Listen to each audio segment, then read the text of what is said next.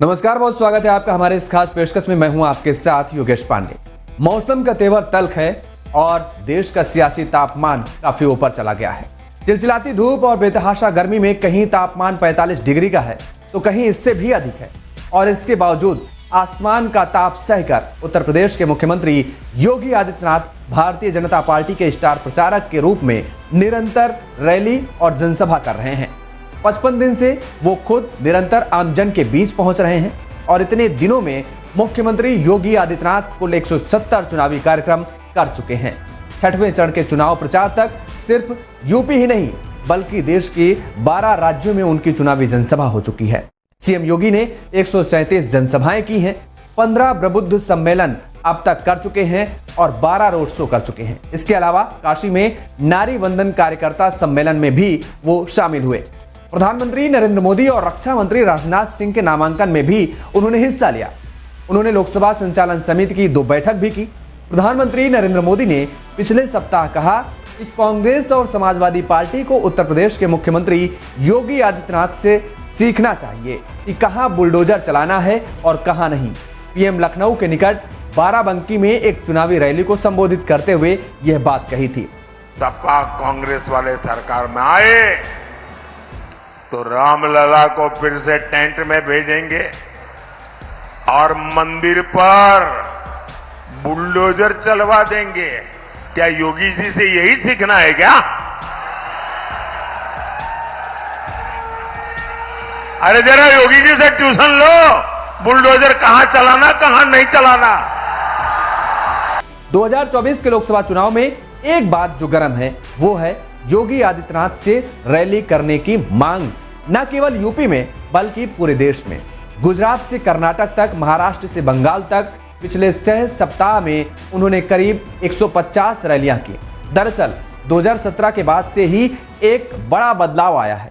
जब योगी यूपी के मुख्यमंत्री बने थे और बीजेपी के शीर्ष नेताओं के बीच कानाफूसी हुई कि पार्टी के साथ उनके रिश्ते खराब हो गए। 2021 में मोदी वाराणसी में टहलते हुए और योगी के कंधे पर हाथ रखकर फोटो खिंचवा रहे थे। अगले साल मोदी ने यूपी प्लस योगी उपयोगी का नारा गढ़ा। इस साल उन्होंने कहा कि योगी के राज्य में उनका निर्वाचन क्षेत्र होना बहुत सौभाग्य की बात है।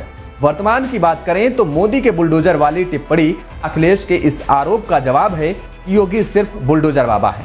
योगी और उनके समर्थकों ने इस लेबल को स्वीकार करने में देर नहीं लगाई और यही वजह है कि लोकसभा चुनाव 2024 के लिए भारतीय जनता पार्टी ने योगी आदित्यनाथ को स्टार प्रचारक बनाया है। उन्होंने कमल खिलाने के लिए खूब पसीना भी बहाया है।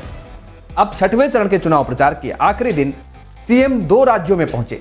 अब तक उन्होंने 12 राज्यों में चुनाव प्रचार कर लिया है और इनमें महाराष्ट्र, उत्तराखंड, बिहार, जम्मू और छत्तीसगढ़, हरियाणा, दिल्ली, ओडिशा, मध्य प्रदेश के साथ राजस्थान और पश्चिम बंगाल व चंडीगढ़ भी शामिल हैं।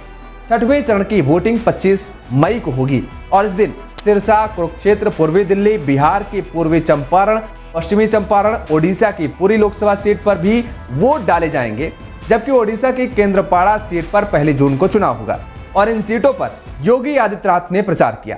योगी ने 4 जून को चुनाव परिणाम घोषित होने के तुरंत बाद राज्य को माफिया मुक्त घोषित करने का वादा भी किया है। हत्या भी करेंगे और हत्या करने के बाद फिर इसके बाद सहानुभूति व्यक्त करने के लिए भी चले जाते हैं। अब यूपी में ऐसे नहीं चलेगा। यूपी में जो भी इस प्रकार की शरारत करेगा, उल्टा लटका करके मिर्च का झोंका लगा करके 7 पीढ़ियां याद करवा देंगे। महाभारत में द्रौपदी का चीरहरण सपा की आजम खान, अतीक अहमद और अखिलेश का उपहास करने के लिए उनका पसंदीदा रूपक रहा है। उनका दावा है कि जब यूपी में लूट और भ्रष्टाचार चरम पर था तो वे सभी दुशासन और दुर्योधन की तरह सक्रिय अपराधी थे या अंधे काका राजा धृतराष्ट्र की तरह अपनी आंखें बंद कर लेते थे। योगी की जीत की रणनीति उत्तर प्रदेश को सुरक्षित बनाने का वादा है और इसीलिए बीजेपी का यूपी में 80 की 80 लोकसभा सीट जीतने का दावा है। ऐसे में साफ समझा जा सकता है कि योगी सिर्फ यूपी के लिए ही नहीं बल्कि पूरी बीजेपी के लिए बेहद उपयोगी हैं।